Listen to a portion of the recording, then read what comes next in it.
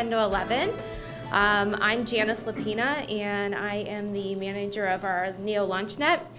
And so there's some forms on the table that has our different events for our Global Entrepreneurship Week this year. All are free, all are open to the public, so please spread the word.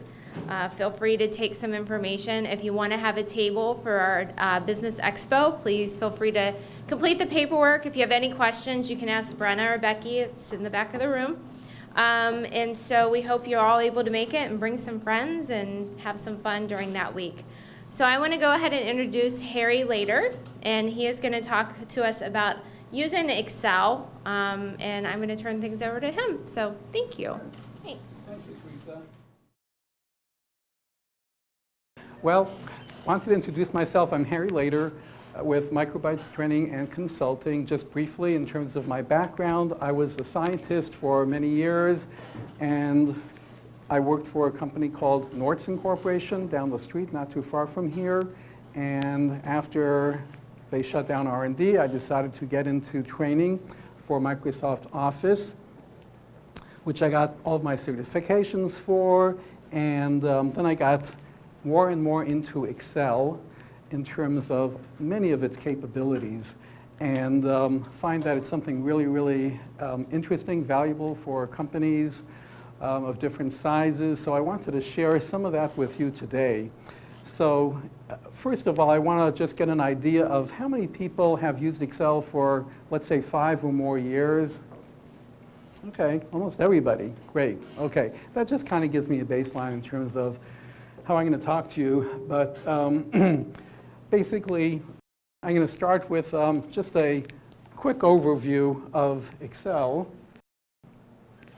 So Excel itself, in terms of what it's capable of doing, everybody here probably has used Excel for spreadsheets, which I'm going to really not talk that much about today, but it's used basically for storing numbers, text, images, doing lots of calculations, analyzing things, charting and reporting. So that's kind of the big view of what Excel is capable of doing.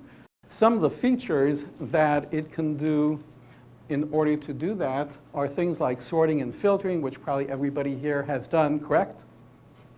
Good, good, because we're not going to really talk too much about that. Subtotals, summing data in a lot of different ways. You could sum data across spreadsheets, within a spreadsheet. You could even sum data across workbooks that are separate files in Excel. You could also do some conditional formatting. What that means is numbers can pop out at you by putting in conditional formatting that'll make certain numbers pop out under certain conditions. That's why it's called conditional formatting. Consolidating information, you could take information from different worksheets or workbooks and put them all together. So that's called consolidating information. And then finally, you could create pivot tables and charts.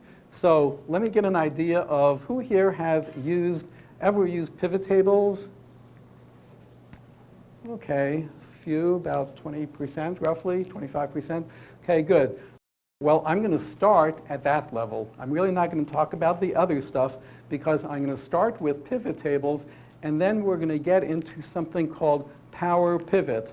I know at least one person in this room has heard of Power Pivot. Has anybody else heard of Power Pivot?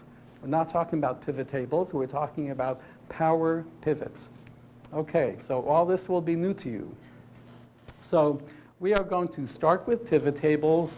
I'm going to show you how to create pivot tables, and then we're going to get into something called the data model, and I'll show you how that works. And I'm going to give you an overview of what I'm going to be talking about. So basically, there are certain limitations to Excel. For people who've used Excel, you may or may not know that after 2000 or before 2007, you only had about 65,000 rows and about 256 columns to work with. That wasn't too bad, but you could see that that could be pretty limiting if you have a large amount of data. In 2007 and later, Excel decided you need more room. So they allowed up to more than 1 million rows, which is quite a bit, right? 1 million rows is a lot, but the problem is, as you start to fill up those rows, Excel gets slower and slower and slower. And so it's really not practical to have 1 million rows of data in Excel. It's just not practical, even though it's capable of doing that. And also, sometimes it's really hard to figure out what's going on in the spreadsheet. So the point is, Excel is a very, very powerful tool. It could do lots and lots of stuff. I use it all the time. I probably use it almost every single day in my work. But there's things even beyond or getting deeper into Excel to overcome some of these limitations that Excel currently has. So there's something called Power Query, Power Pivot. I'm not going to talk that much about Power Query today, but just to give you an overview of what it is, you start with raw data, and you could pull that raw data into Power Query, or you could start with raw data and pull it right into Power Pivot. In either way, you get the data into Power Pivot, and then you could use Excel to make charts and graphs, and that's where we're going to start today. And these use what's called XLS files, just like Excel, normal Excel spreadsheet. They're XLS files, even though they're very, very powerful. So what this does is it allows you to import millions, yes, you heard that correctly, millions of data points, not just 1 million, but several million, and if you have the right software and computer capability, literally hundreds of millions of records. Now that's power. We're talking big data here. Lots of information. So you could also get data from many, many different databases. I'll show you that shortly. You could create relationships between different kinds of data. No more VLOOKUPs. I'm not sure if people here use VLOOKUPs. Does anybody use VLOOKUPs here? Okay, just a few. But anyway, once you're able to use this feature, you don't have to use VLOOKUPs because you're able to connect things directly. You could create calculated columns and what's called measures using different specialized formulas. You could build interactive pivot tables and charts. You could analyze data, and you don't need the help of IT department. And then Power Pivot uses something called the DAX engine to build a data model, and I'll show you what that is.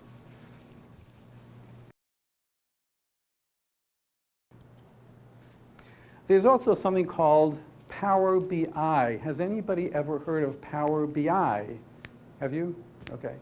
So Power BI goes even beyond Power Pivot.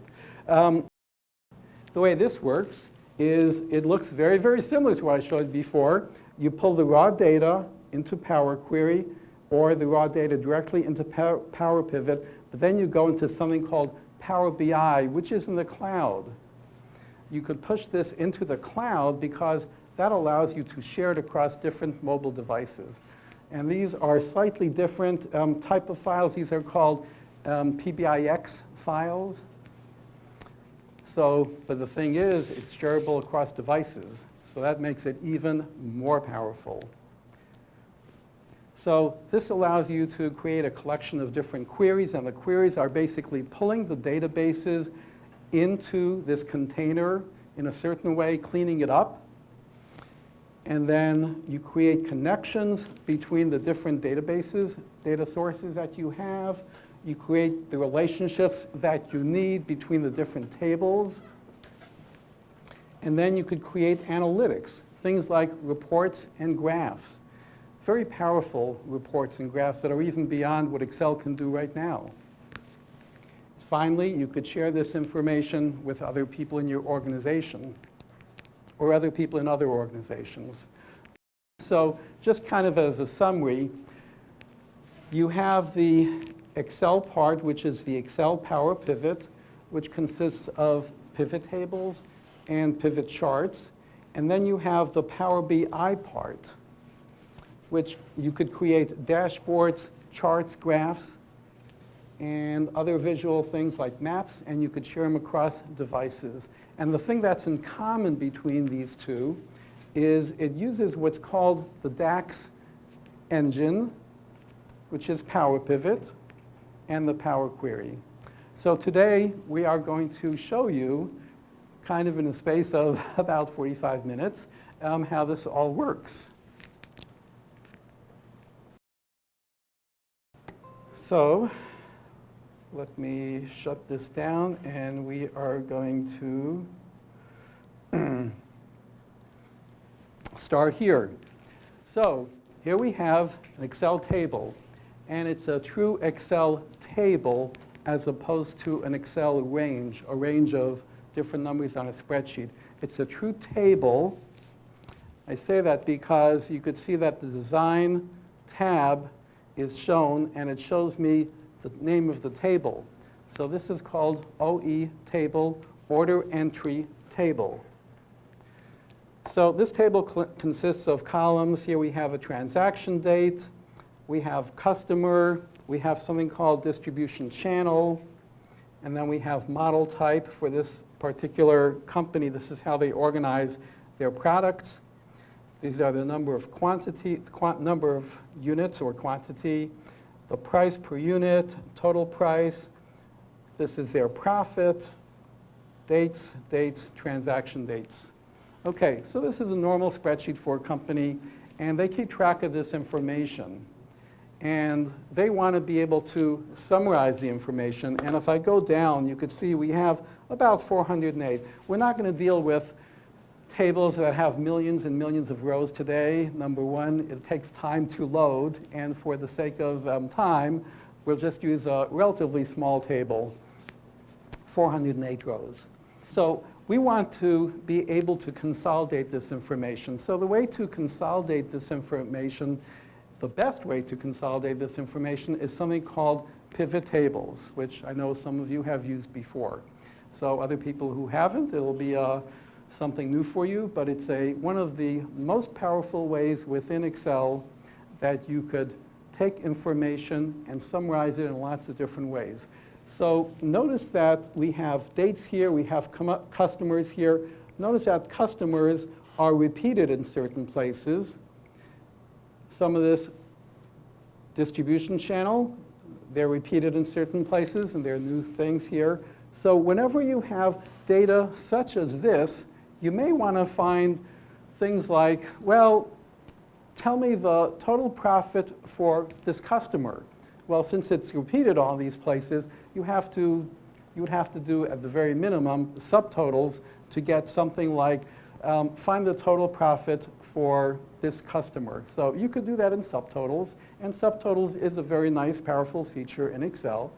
But with pivot tables, you can do it for not only total profit, but you could, and not only for customers, you could organize this by the products that are available, and you could easily pivot the data so you could summarize the information in lots of different ways, literally in seconds. That's why it's the most powerful tool available in Excel. So we have this table, and we are going to create a pivot table. So the way you do that is we click on Insert Pivot Table. When we do that, we have a dialog box that comes up, and it shows you the range or table. Well, we actually have a table, and the table does have a name, as I mentioned, OE table. So the table is there, it knows what it is, and we are going to create a new worksheet for this. We will click OK, and we have the beginnings of a table. So notice that all of the fields that I showed you before are right over here: transaction date, customer, distribution channel, et cetera, et cetera, et cetera. So simply by clicking customer, for example, customer all of a sudden populates these row labels. So now it's getting ready to do some analysis. And also customer appears right here in the field list for under rows. And there's customer. Just a click of the button. So if I want to add distribution channel for each customer, all I do is click or I could drag, click and drag, and I'll show you that in a moment. So by clicking distribution channel appears down here. You can't see it, but you could see this up arrow, down arrow, so it's down there, it's just everything squinched. And here is the distribution channel right below each of the customers. So if now I want to say, well, what is my total profit by customer, by distribution channel? I go to my total profit column, and I click the checkbox, and boom, the total profit ends up in the values, and it uses the sum as a default, because normally people do want to sum this information. They want to see what the total profit is for each customer. So there it is. For each customer, just 3 clicks of the button, I could have everything summarized, total profit for each customer broken down by distribution channel. This is a total, and these are the components. So quick, so quick. To do this, it would have taken you, what, 5 minutes at the very least, in other ways. So let's see what else we could do here. But before we go further, I'm just going to format this a little bit so the numbers come out as numbers, because numbers come out as currency. So I click on sum of total, value field settings, and I will simply use the number format to turn this into a currency with no decimal points so we could see it a little bit easier. Okay, and there it is. Okay, let's say that we really don't want customers on the table, but we'll keep the distribution channel there. So we take customers, and watch this. All we have to do is click and drag it right off of the field list, and boom, it's gone. All you have left is the distribution channel. Let's say if you want to see the model type going across as columns, okay? If you want to see it going across at columns, you simply take the model type and you click and drag, and you put in the column fields, and you release, and there it is. Look how quick and easy that was. So now I have things broken down by distribution channel and model type, and all the data is here. If you want to see where the data is coming from, for example, I'll take this number, 56,798. Keep that number in mind, 56,798, and that's the intersection of accessories and industrial. So every time accessory is listed as the model type, and every time industrial is listed as the distribution channel, you get this total of 56,798, but I want to see exactly where the data is coming from. It's called drilling down. I simply double click, and it basically creates another sheet with the data for which the distribution channel is all industrial, every single one is industrial, and the model type is all accessories. Just takes all this information, puts it on a separate sheet. Remember that number, 57,000 something, something, something. I'm going to come over here and just highlight the total profit. And if you look at the very, very bottom where it says sum, what is that number? 56,798. It's exactly the same number as what was on the pivot table. So that's something that you may want to do initially, just to kind of wrap your mind around it, to say, this is exactly where the numbers are coming from. And for the first 2 years of learning to use pivot tables, I did this like all the time, just to make sure, is this correct? And after a while, you realize, yes, it really is correct. And so I didn't have to do this anymore. Just going to delete this sheet. So you could see that pivot tables are very, very powerful. You're able to pivot the data very quickly and do a lot of interesting things with it. So I'm going to stop talking about pivot tables right now. I'm going to move on to the data model, even though there's a lot more to pivot tables than what I just showed you. This is kind of an overview of what pivot tables are capable of doing. So now I'm going to get into the data model, which then goes into the Power Pivot engine, which means taking information, pulling it together, and creating lots of good information. So here's what I'm going to do. So here, to make things simple, it's all in Excel. I have the order entry data table, which I just showed you a minute ago, but I also have a customer list. So notice that here are, in the order entry table, I have a field called customer, and these are the customer. Under a separate table, click, and here is my separate table. I have another table, and you can see it's a table because when I click design, it shows me the name of my table, customers table, and here we have another table. The field here is called client, not customers, but client. But here are all of the same list of customers, but in addition to the name, I have some other good information about them. So here I just have their address, city, zip code, and what kind of a customer they are. Are they a manufacturer? Are they a wholesaler? Are they a consultant, et cetera? And here I have another column of city, state, and USA.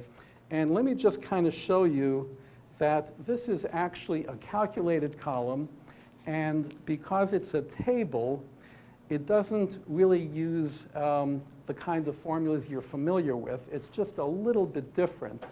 So city is in brackets because it's taking city, which is right over here, it's taking the value of cities and it's concatenating them, meaning it's combining the city name with the word Ohio and USA, so I could see the city, state, and the country.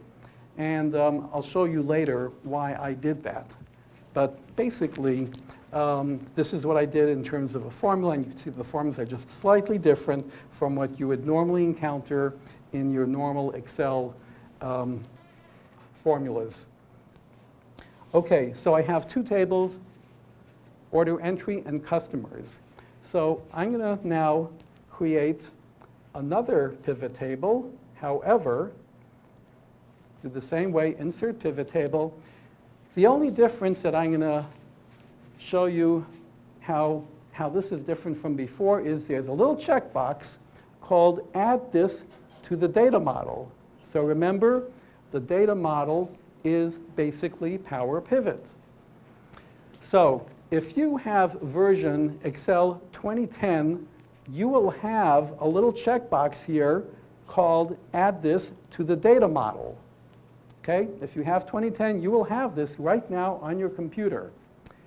If you have Excel 2013, it gets just a slightly more complicated, and that is only if you have Microsoft Office Professional Plus version will you have this checkbox available. Either that, if you have Microsoft Office Professional Plus, you'll have this. If you have everything else below Professional Plus, you probably will not have it. However, if you download Microsoft Excel 2013, if you could find a copy of Excel 2013, download it as a standalone Excel. Believe it or not, you just download it on top of whatever you've got, then it will have it. It will have it. And of course, 2016 and higher, certain versions will have it. Professional Plus will have it. Okay, so I have version 2013 Office Professional Plus. I click add this to the data model, click OK, and I get the same thing, except it looks a little bit different than before. The difference now is that here it says active and all. So this is the active is basically what I have active, but if I click on all, notice what happens. It shows me all of the tables that I just was able to pull in to this pivot table. It shows me two tables. It shows me the customer names and the order entry table. Pretty cool. However, let's say I come to customer tables and I want to add client. There it is. These are the clients that I showed you before. Just close this so I could click on the order entry table.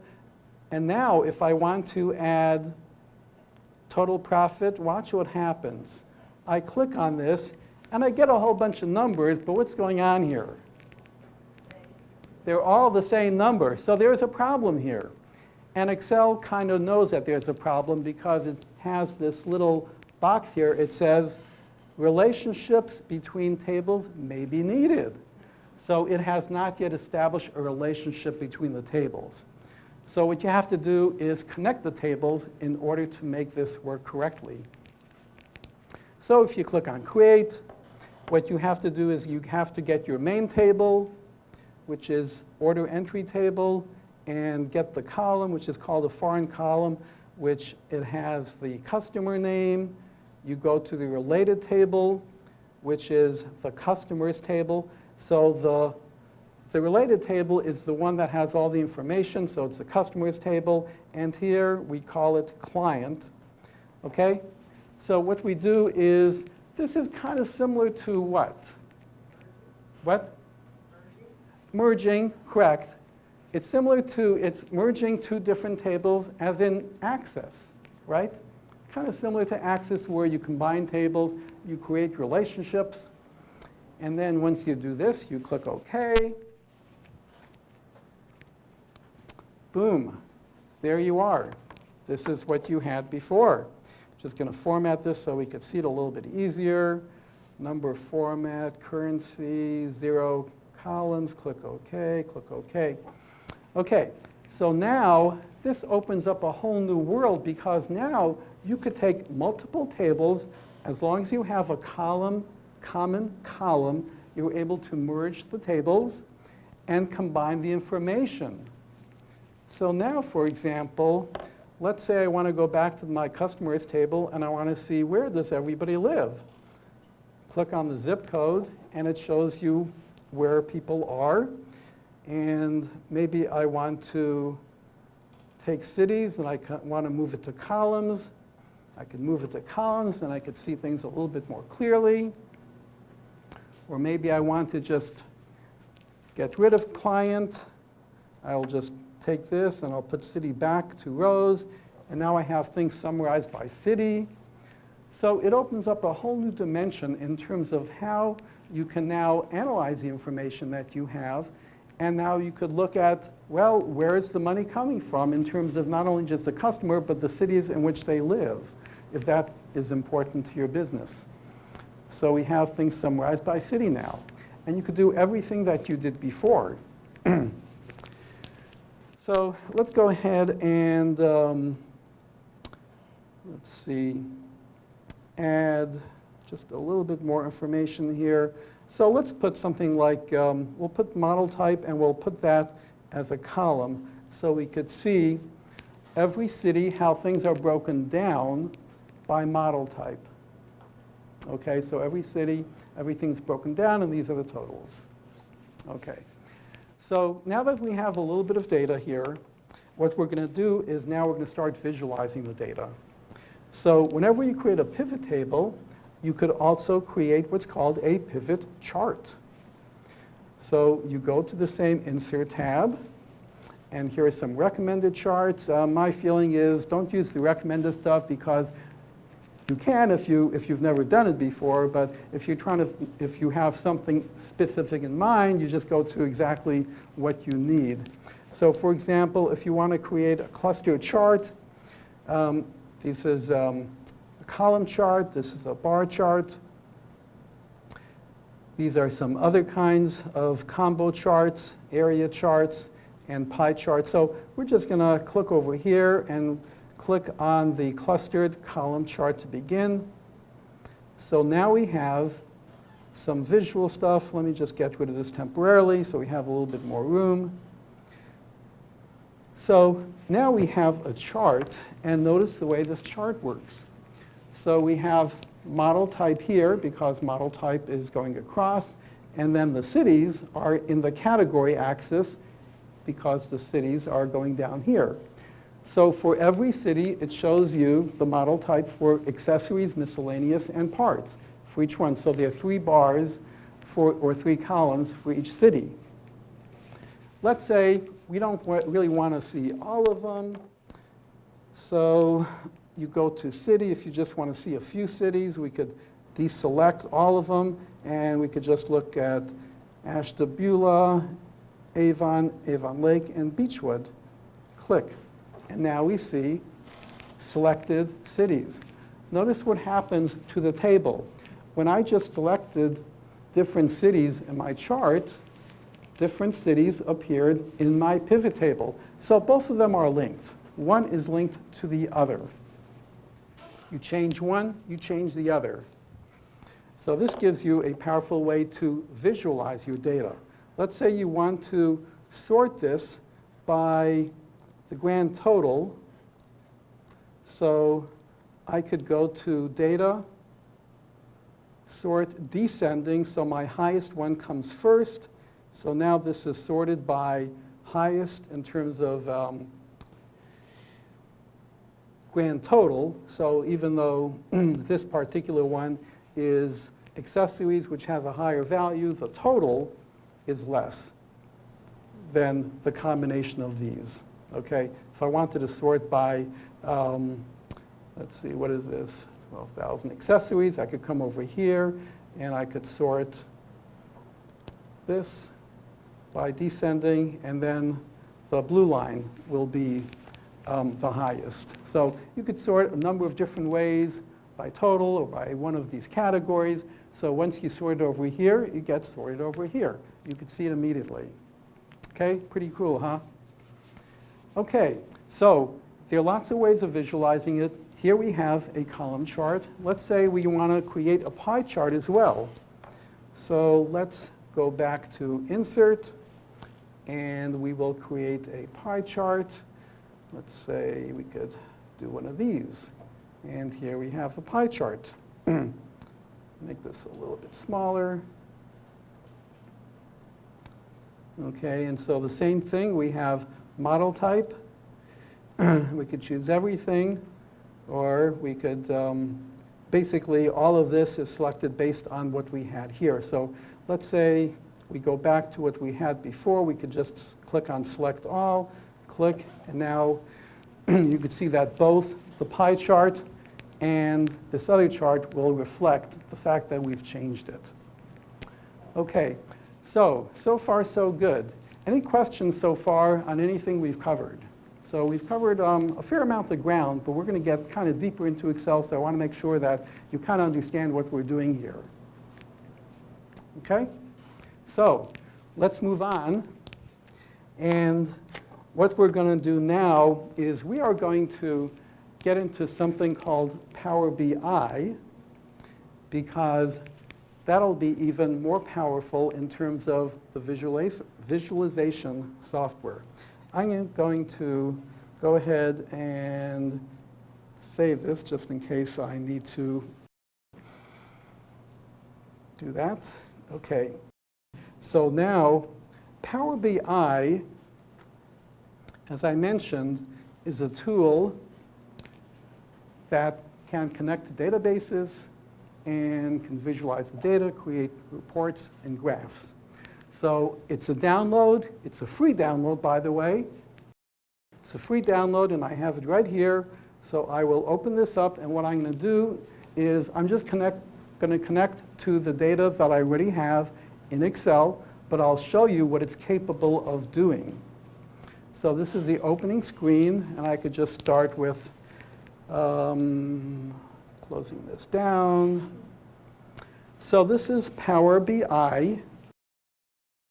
Under the Home tab, it says Get Data.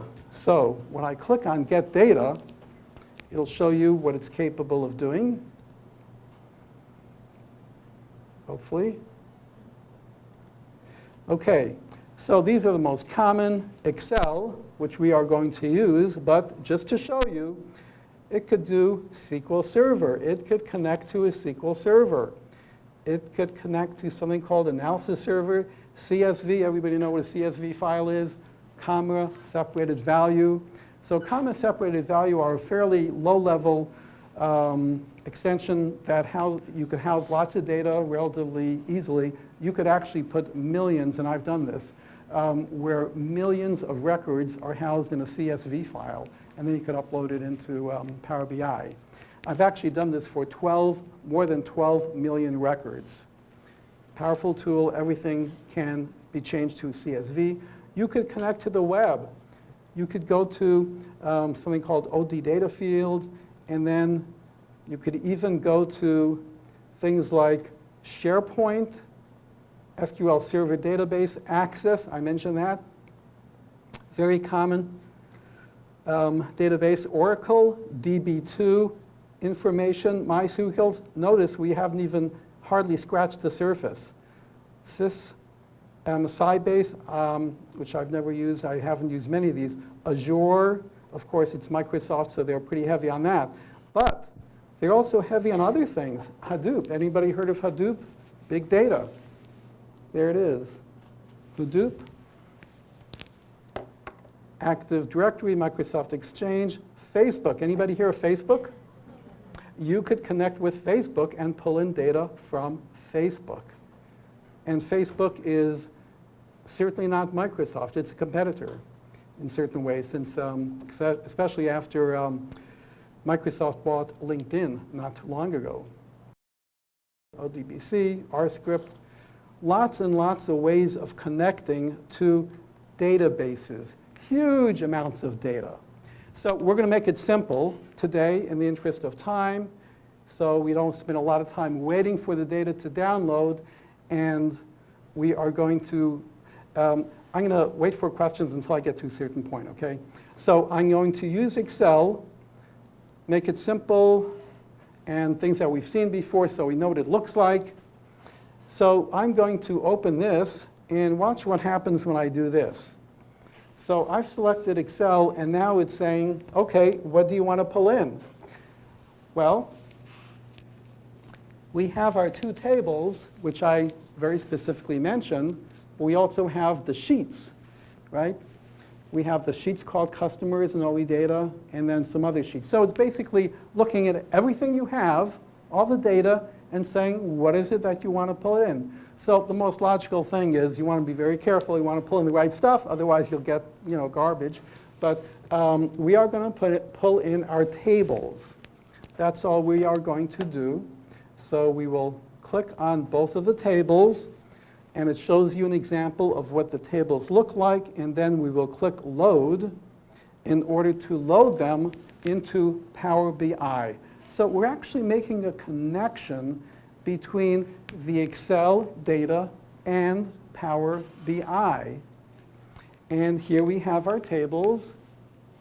We have the customer table and the OE table. So there's a question. Let me go ahead and take that now. I was just wondering, are these global? Yes, they're all global databases. Yep. So we have our tables right over here, customers list and OE table. So remember before, when we were in Excel, you had to make a connection between the two tables. Well, we have to do that here too. Otherwise, we will get an error. So to avoid wasting time getting errors, let's just jump in and manage relationships. It's actually quite easy. It's actually easier to do it here than in Excel, because here it says, do you want to auto-detect? So what Power BI is doing is looking for similarities between the tables and seeing if there is some way of making a connection. You always want to be a little bit careful, make sure that it makes the right connection for you. So, but we will click Auto Connect, and then we will check it to make sure it's correct. And it found a relationship, and it found one relationship, always a good sign.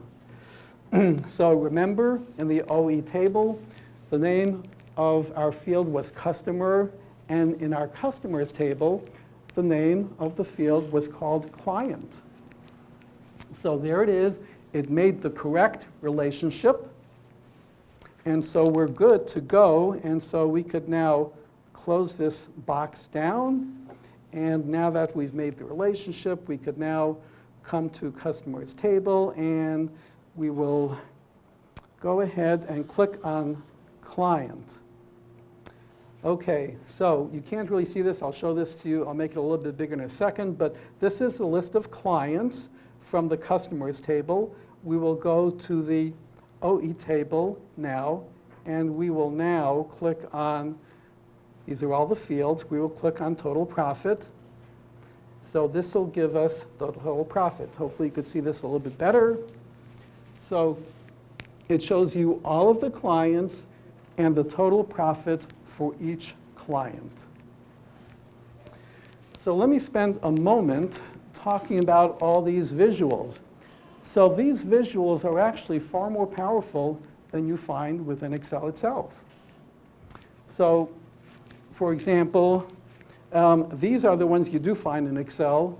This is a stacked bar chart. This is a stacked column chart, clustered bar chart, column chart. So these are kind of similar. These all are kind of similar. And this is a scatter chart. So you're able to do that. This is a pie chart. So here's something a little bit different. This is called a tree map. So let's say I want to get a tree map of all my customers with total profit. I will click on tree map, and boom, it shows you what's called a tree map, and the size of each of the squares is related to the total profit. I didn't have to sort it. It did that for me. So the bigger the square, the higher the profit for that particular customer. So very quickly, you can get a nice, beautiful visual of how much profit for each customer. If I wanted a pie chart, I could click on the pie chart, and that'll show me a pie chart for each of the customers, and that's something that Excel could do as well. Okay, so I'm going to go over here, but let me also show you some of these. So this is called a funnel. This is something different than what's available in Excel as well. If you click on the funnel, what it does is it creates something called a funnel chart, and it shows you roughly, visually, how big each one is. So Danforth, you saw, was the biggest, and that gives you the biggest line, tells you how much it is. Okay, so just different ways of visualizing the data. This is called a gauge, and this gives you the total. The gauge is very, very useful to create dashboards if you have a goal in mind. This just took the total of all the sales, and it kind of puts it on gauge. So if you have a goal that you're trying to reach, maybe you're trying to reach 300 million, you could create a line, and that's the goal that you would be trying to reach, and you could create that as a visual. So lots of really, really good stuff. I'm going to go back to my table over here and go back to the report, and I could make this a little bit bigger for now. Okay, if I wanted to, I could sort it over here. It's kind of hard to see, but I could sort it by profit, and so I've just sorted it. And now you can see that Danforth has the largest profit. So there's some things you can do here too. So let me go back, make this a little bit smaller. Okay, so what I'm going to do now is I'm going to create another table here, and I will go to my original table, and I will click create a table. Over here, and I will put, let me put city, state, and USA. So this shows you all the city, state, and USAs that I have, and I'm going to add total profit like I did before, so we have the total profit for each state. So another very, very powerful thing you could do, since I have the city, state, and country, I could now go to a map. I could visualize where my profits are coming from on a map. So you may know that Microsoft bought Bing some years ago. So this is now integrated directly with Bing. So come over here, and it shows you a little bubble for each of the cities, and the size of the bubble gives you a measure of how much profit each city has made based on where the customers are located. So if you hover, it shows you that Bedford, Ohio has $57,000. And if you go over here, you could see that Avon has $5,642. So it allows you to visualize where the money is coming from the city in which the customers live. There's also another really cool visual, and it's called a filled map. So you could actually fill each of the places, and it'll give you, by basically the darkness or the shading, will give you the amount of money or the profits for each of the places, and maybe make it a little bit bigger. Okay, I could go out, I could move this around, I could go in. So there's Cleveland, and let me see.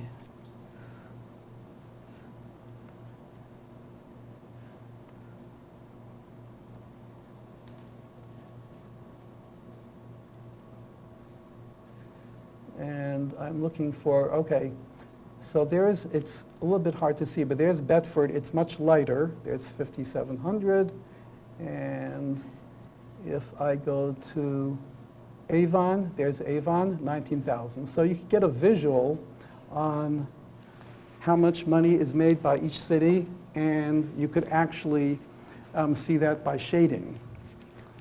So it gives you some really, really cool visuals in terms of how you could see what city does what, or what customer does what. And then, of course, you could add other metrics based on what you have, and you could put that on a graph based on what you need. So what I'm going to do now is show you that this could also be updated because you are connected to Excel. Because you're connected with Excel, we will change Excel, and we are going to add some information to it.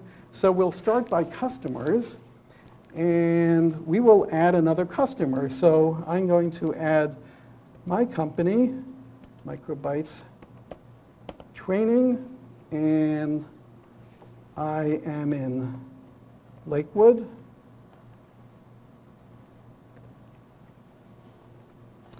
Okay, I am just going to create a new category. Okay, and there it is. And then I'm going to come to order entry, and I'm going to add something to the bottom of this. So customer is Microbytes Training.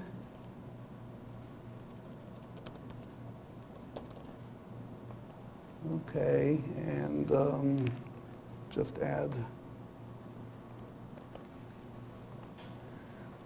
training. I'll just add whatever we have above here, and so I will just fill this in. For total profit, I'm just going to make it a big number because I want a lot of profit, so I'm just going to put in $10,000. Okay, so that's my total profit, and we'll just go ahead and fill in some of these dates. Okay, so I've just added another category, I've added another customer, and I've put something in my table here. I'm going to save this. I'm going to come back here. So when I come back to data, I could refresh. So I'm going to refresh my table, and things have been refreshed. And let's see if we could find, there's Microbytes Training, okay? And if I go to the OE table, I should be here somewhere. And it might be hard to find, so let me see if I could sort this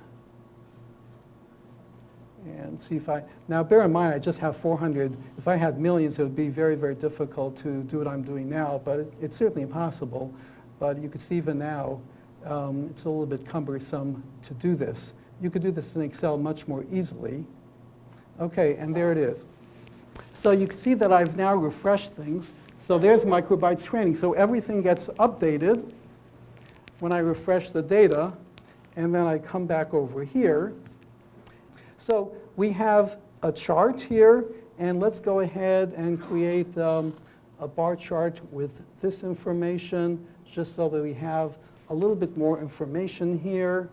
And I will just move this up here. So we have a bar chart, we have a graph, and maybe we want to enter a text box. So now we could create something called total profits. And it's actually hard for me to see too. Oops. What I'm going to do is just make it bigger. So I will make this. Okay, so one last thing. So now I have everything. What I'm going to do is I'm going to publish this up to the cloud. And just call this test. So when I publish this to the cloud, what I'm going to do is, now that it goes to the cloud, you're able to then put it on different multiple devices. So once it's in the cloud, what we are going to do is we are going to open it, and